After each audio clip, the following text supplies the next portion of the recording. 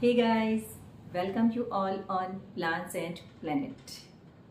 बहुत ज़्यादा गर्मी थी और इस गर्मी से राहत मिली है जैसे ही मॉनसून की शुरुआत हुई है।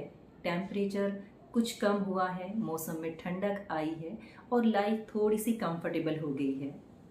हालांकि शुरुआती बारिश में ह्यूमिडिटी बहुत ज़्यादा बढ़ जाती है और इस ज़्यादा ह्यूमिडिटी से पसीना आता है और वजह से शरीर में पानी की कमी होने लगती है।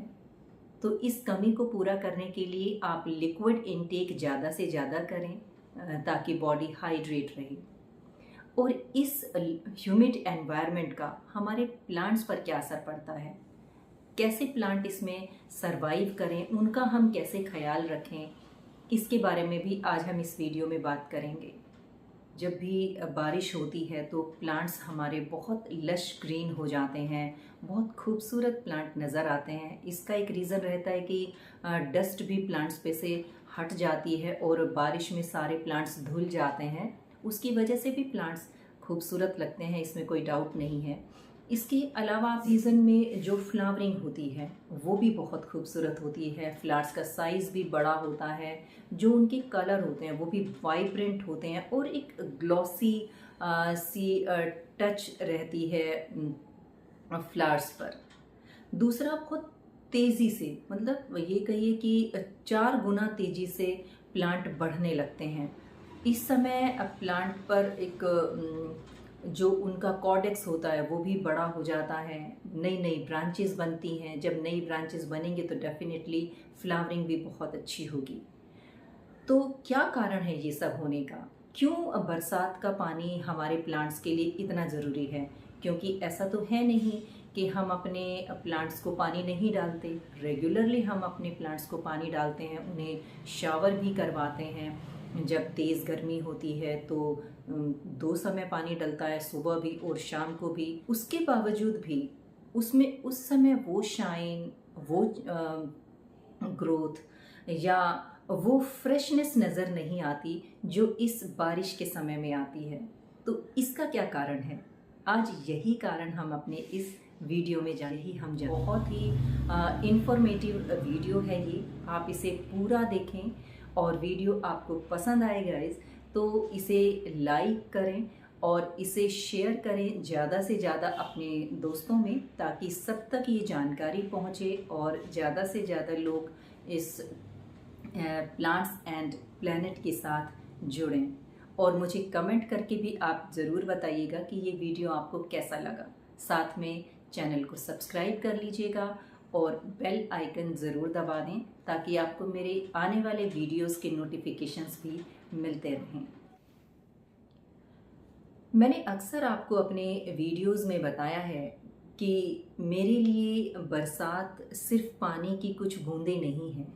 मेरे लिए बारिश मतलब अमृत वर्षा, क्योंकि इन बारिश की बूंदों में वो सारे पोषक तत्व, वो सारे न्यूट्रिएंट्स मौजूद होते हैं जो हमारे प्लांट्स को ग्रो करने के लिए, फ्लावरिंग करने के लिए, फ्रूटिंग करने के लिए ज़रूरी होते हैं।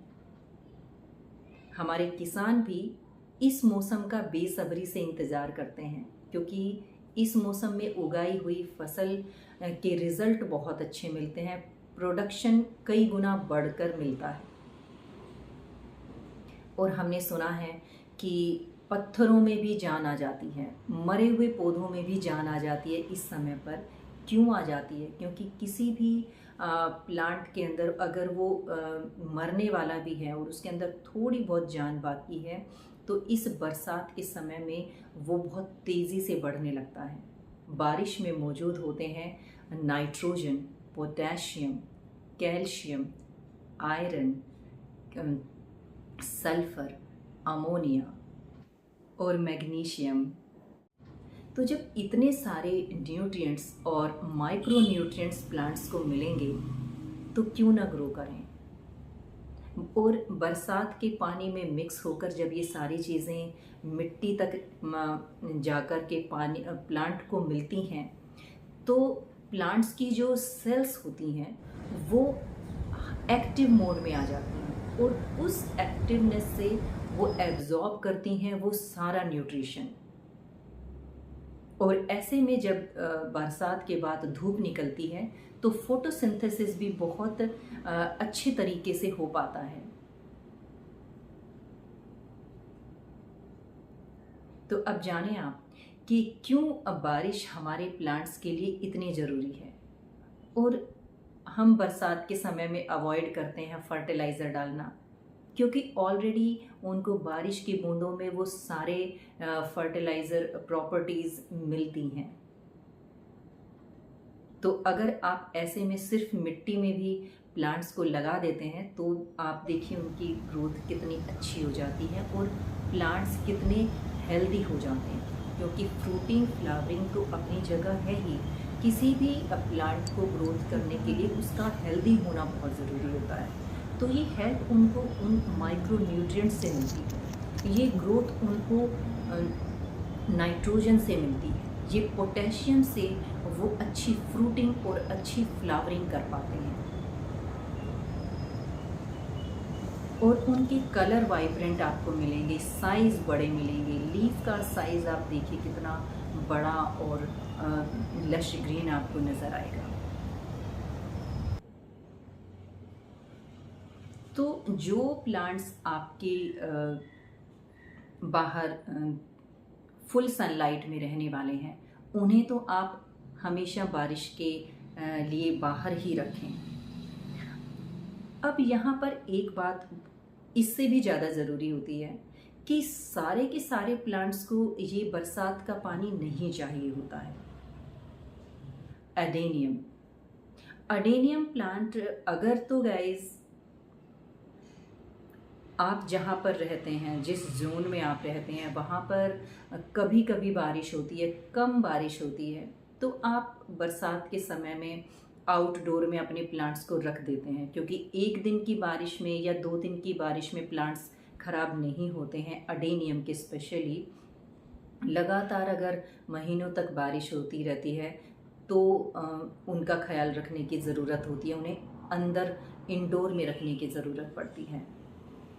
जैसा कि हमारे यहाँ होता है, मैं अभी अलीबाग में रहती हूँ और यहाँ पर बारिश में इस सीज़न में बहुत बारिश होती है, दिन रात बारिश होती रहती है, क्योंकि ये एक कोस्टल प्लेस है और चारों तरफ समुद्र से घिरा हुआ है। तो ऐसे में ज़्यादा बारिश में मैं अपने अडेनियम्स को कुछ दिन बरसात में रखती हूँ, क्योंकि बरसात में रखने से अडेनियम की कॉडेक्स का साइज़ भी बढ़ जाता है। अडेनियम की ग्रोथ भी इस बारिश के समय में नो डाउट बहुत अच्छी होती है। तो कुछ दिन आप बारिश में रख सकते हैं, उसके बाद आप इन्हें अंदर लेकर के आ जाएं, आप इन्हें शेड में रख लें। सेमी सक्यूलेंट प्लांट्स में ही आते हैं हमारे अडेनियम, हमारा जेड, इसके अलावा कैलेंचोई है। कैलेंचोई भी सेमी सक्यूलेंट प्लांट है और बहुत ज़्यादा बरसात में ये भी सरवाइव नहीं कर पाता। तो जो जेल बेस्ड प्लांट है ना, उन्हें आप कुछ दिन बारिश में ज़रूर रखें ताकि वो अच्छी हेल्दी प्लांट हो जाएं। उसके बाद आप उन्हें शेड में रखें, और अगर कभी कभी धूप आ रही है, कभी हल्की फुल्की बारिश हो रही है आपके यहाँ पर, तो आप उन्हें आउटडोर में ही रखें, उसी में ही वो बहुत अच्छा ग्रो करेंगे। इसके अलावा जितने भी हैंगिंग बास्केट के प्लांट्स होते हैं, आप उन्हें कुछ दिन की बारिश में आसानी से रख सकते हैं बगैर घबराए। तो ये वीडियो आपको कैसा लगा गाइस, मुझे आप ज़रूर बताइएगा। Thank you so much for watching this video.